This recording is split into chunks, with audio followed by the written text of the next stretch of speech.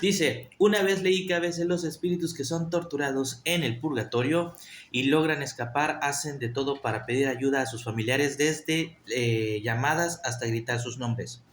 A ver, muy importante esto, lo más seguro es que el purgatorio no exista. Y si llegase a existir algo como el purgatorio o el proceso de purificación de almas, seguramente no es como nos lo ha vendido la cristiandad católica y la cristiandad copta, ¿ok? Entonces, estas ideas, ¿no? De que algunas almas de algunos familiares escapan del purgatorio es concretamente errónea. Esto no sucede así. Bueno, primero hablemos del purgatorio, ¿va?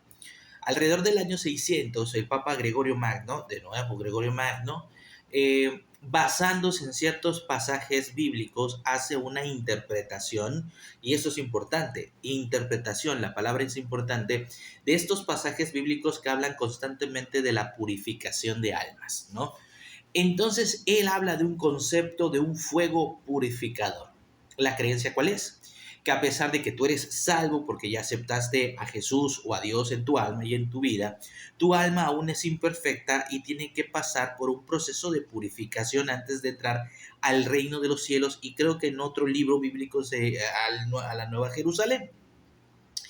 ¿Cuál es el detalle aquí? Que todo lo que, o sea, todos los pasajes bíblicos que Gregorio Magno hace referencia o de los cuales se basa, sí es cierto, hablan de purificación, hablan, por ejemplo, de la purificación de metales a través del fuego, un proceso que se conoce perfectamente, por ejemplo, y entonces él genera precisamente este concepto del fuego purificador de almas.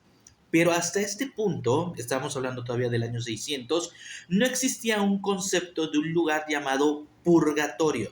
Porque de hecho en la Biblia, en ninguna parte de la Biblia se habla de este espacio o de esta dimensión. En ninguna parte de la Biblia del Nuevo Testamento ni del Antiguo Testamento se menciona la palabra purgatorio. Entonces para el año 600 tampoco se tenía el concepto de este espacio no físico, más bien dimensional, en donde supuestamente las almas son torturadas para purificarse. Hasta este punto ese concepto no existía, solo existía, insisto, el concepto del fuego purificador de Gregorio Magno.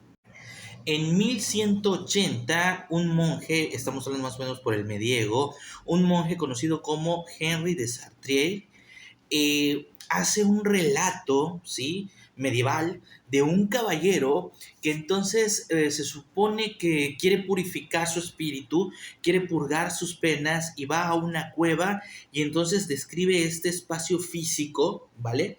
Este espacio físico en donde se supone que dentro de la historia este caballero ve a demonios torturando varias almas para purificarlas con el dolor, con el sufrimiento, con el fuego, pero que este espacio físico no es el infierno, es una antesala del infierno.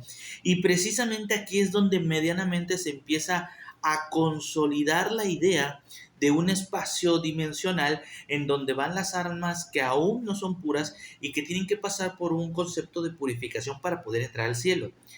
Esta mención de 1180 de este monje prácticamente le empieza a dar forma a nuestra idea, digamos, actual, del purgatorio, que ya luego se perfecciona con la comedia de la Divina Comedia de Dante, Alighieri y todo este tipo de conceptos renacentistas. Y es entonces ya para 1546 en el Concilio de Trento en donde se le da forma a la idea del purgatorio.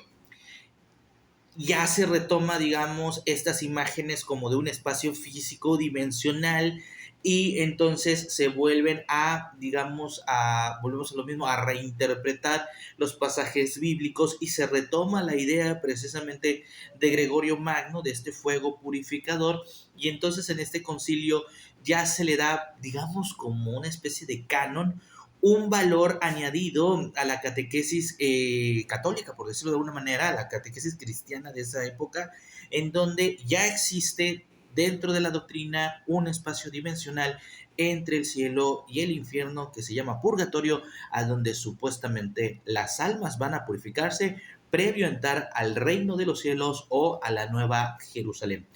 Pero tanto arqueólogos, historiadores, teólogos bastante serios advierten que la idea del purgatorio no es responsabilidad ni de las enseñanzas de Jesús, ni la de los apóstoles, ni del Antiguo Testamento, porque este concepto no existe en la Biblia.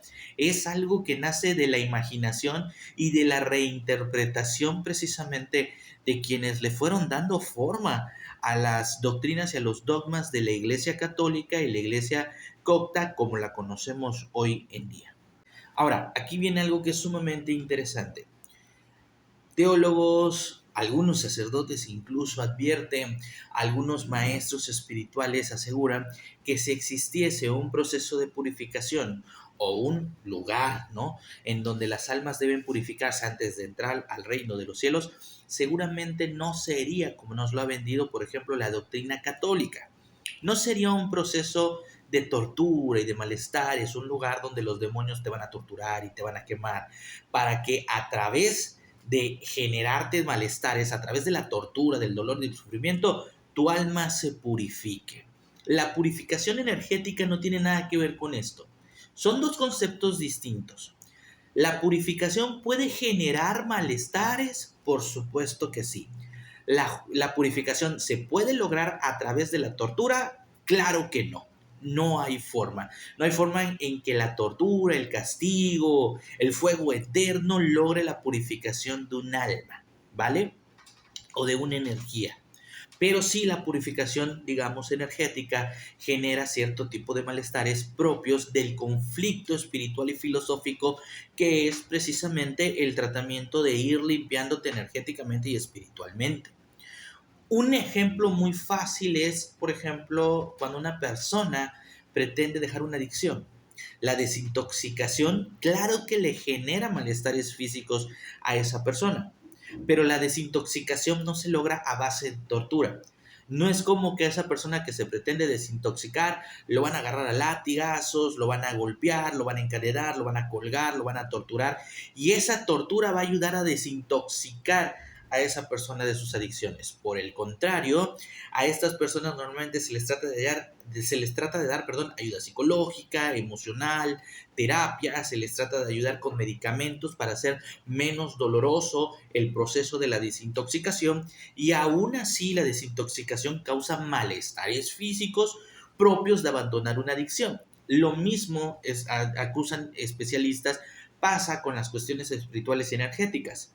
No vas a torturar a alguien y con eso lo vas a purificar, pero seguramente una persona que quiere purificarse o limpiarse energéticamente y espiritualmente, esto le va a traer cierto tipo de malestares propios de la desintoxicación energética, pero que una vez que logra desintoxicarse, bueno, entonces viene el bienestar, la tranquilidad, la calma, la paz y el amor.